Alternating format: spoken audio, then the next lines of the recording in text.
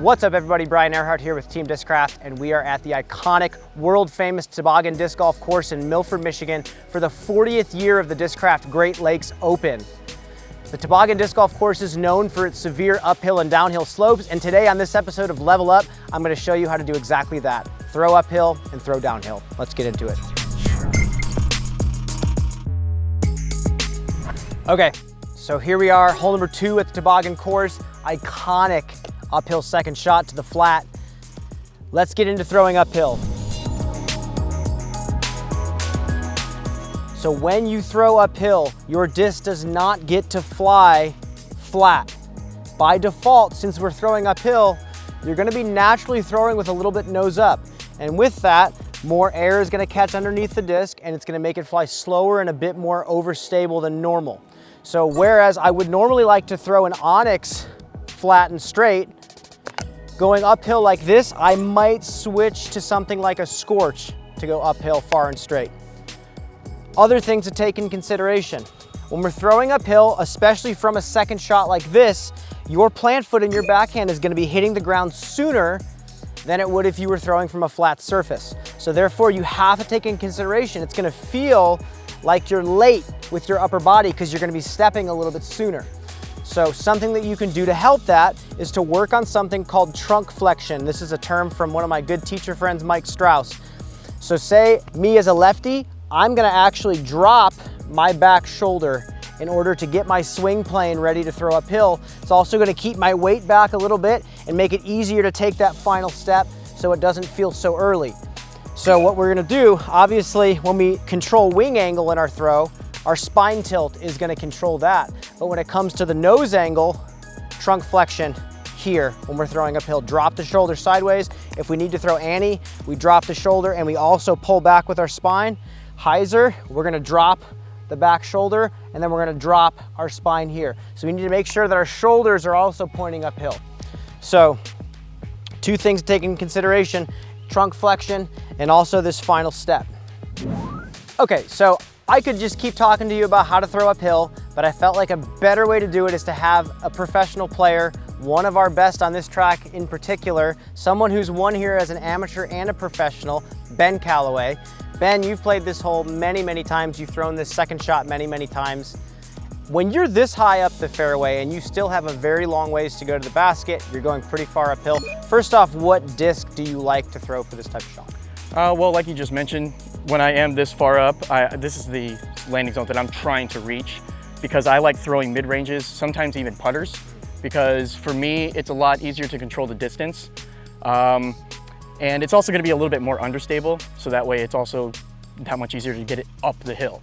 Because if I'm short, then I gotta pull out a driver that I'm not exactly comfortable throwing uphill, and then I gotta put so much effort and power into it, so it's a little bit more comfortable for me to get as far up as I can and throw more understable mid or putter. Is there any situation where you would throw an overstable disc up a steep slope like this? Probably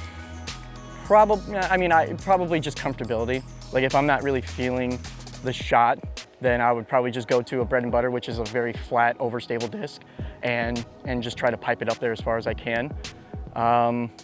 Also wind could also be a factor, as well as footing. But for the most part, it's gonna be more understable disc for me throwing uphill. And then last question for you, you said footing. When it comes to footing and going uphill to throw a shot, is there anything you change in your footwork? Yeah, I try to go as minimal as possible. I don't want a big run up trying to go uphill and then like I'm thinking about that. I actually kind of position myself like right of the disc here, and then I kind of go sideways with it and then come across my body and throw it uphill. I don't really like being too far back because then you really feel like you're like trying to, walk up a steep hill. So I kind of step aside to the disc here and then short run up and then full power throw.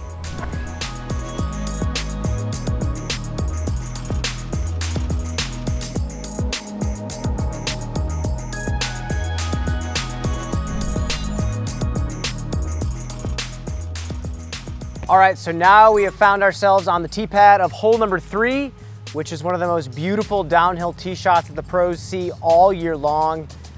There are so many different ways to play this hole because of the fact that, yes, there is no uphill slope blocking us from throwing straight. So when we're throwing off of a big hill, we have more options.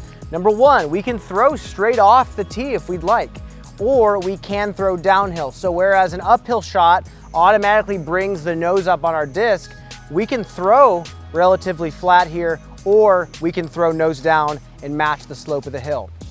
Let's talk first about throwing straight off the hill. Since there's way more air underneath the disc once you do that, the disc that you need to throw needs to be slower and a little bit more understable than you're used to because of the fact that we need the disc to push forward as far as possible. Some fast overstable discs that you'd normally throw on flat ground are gonna run out of speed and spin and crash way out of the flight, taking you way off the fairway. So again, if we wanna throw straight off the hill, we throw something slower and more understable than we're used to.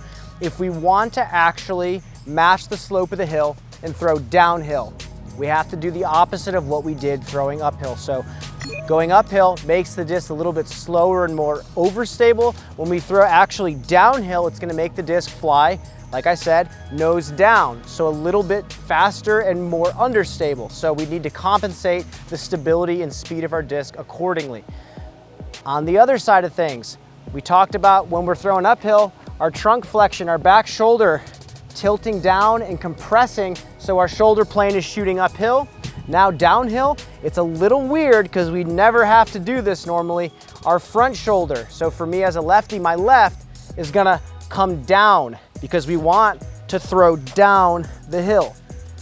The other thing that I see a lot of players struggle with is their front leg when they're throwing downhill. There's a lot of talk online about a brace foot and that final plant step that we hit being strong and straight when we throw the disc. When we throw this steeply downhill, we don't have to worry too much about this. It's a little bit of a watered down brace because when we throw downhill, we're coming up here obviously because our shoulders are aligned for it. We can let this front leg compress a little bit as we throw downhill. We can come up here and compress, throw the disc, and follow through. So don't be afraid to actually let this front leg take some of the impact as we throw that far downhill. Again, you've played this course many, many times, and you've thrown the tee shot on hole 3 many, many times. I'm sure at this point you've thrown about every single type of disc under the sun. Talk us through the different types of shots that you've tried throwing over the years and maybe what's working for you now. Sure. So like you had mentioned earlier, I have won this tournament as an amateur, which was 2011. Back in those days, I was a little bit more rambunctious in my attacking of the course. So on this hole particularly, there was no OB left. So I would try to take a very high speed driver and just blast it as far as I possibly could. Didn't really care too much where it landed because of how wide open it was. I could get up and down from pretty much anywhere. But as I've progressed in my years as a professional disc golfer, I've learned to play golf, and I am now throwing a pretty more like overstable to like medium straight flight. An onyx in particular here is what I'm going to be throwing, and that's usually what I'm going to be throwing on this hole in almost any conditions. And is that because you want to throw straight down and find the ground as soon as possible? That is absolutely correct, yeah. I'm trying to get this disc to get as far as possible, but also as low to the ground as possible. So if it carries, which the onyx tends to do, it's pretty glidey, that's exactly what I intend to do here.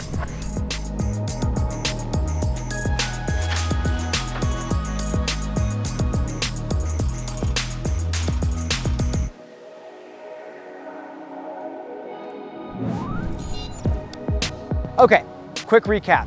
When throwing uphill, the discs are gonna fly a little bit slower and more overstable. When throwing downhill, the discs are gonna fly a little bit faster and more understable.